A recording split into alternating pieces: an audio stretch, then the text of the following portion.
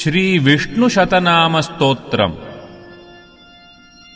वासुदेवं हृषीकेशं वामनं जलशायिनं जनार्दनं हरिं कृष्णं श्रीवक्षं गरुडध्वजं वाराहं पुण्डरीकाक्षं नृसिंहं नरकान्तकम्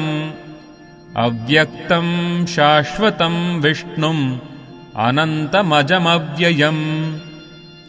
नारायणं गदाध्यक्षं गोविन्दं कीर्तिभाजनं गोवर्धनोद्धरं देवं भूधरं भुवनेश्वरं वेत्तारं यज्ञपुरुषं यज्ञेशं यज्ञवाहकं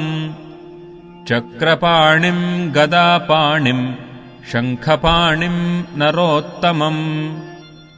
वैकुण्ठं दुष्टदमनं भूगर्भं पीतवाससं त्रिविक्रमं त्रिकालज्ञं त्रिमूर्तिं नन्दिकेश्वरम् रामं रामं हयग्रीवं भीमं रौद्रं भवोद्भवम् श्रीपतिं श्रीधरं श्रीशं मङ्गलं मङ्गलायुधम् दामोदरं दमोपेतं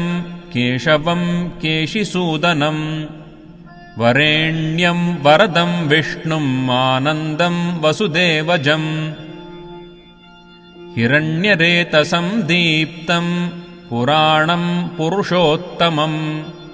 सकलं निष्कलं शुद्धं निर्गुणं गुणशाश्वतम् हिरण्यतनुसङ्काशं सूर्यायुतसमप्रभं मेघश्यामं चतुर्बाहुं कुशलं कमलेक्षणं ज्योतिरूपमरूपं च स्वरूपं रूपसंस्थितं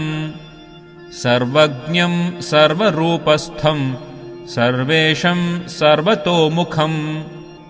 ज्ञानं कूटस्थमचलं ज्ञानदं परमं प्रभुं योगीशं योगनिष्णातं योगिनं योगरूपिणम् ईश्वरं सर्वभूतानां वन्दे भूतमयं प्रभुम्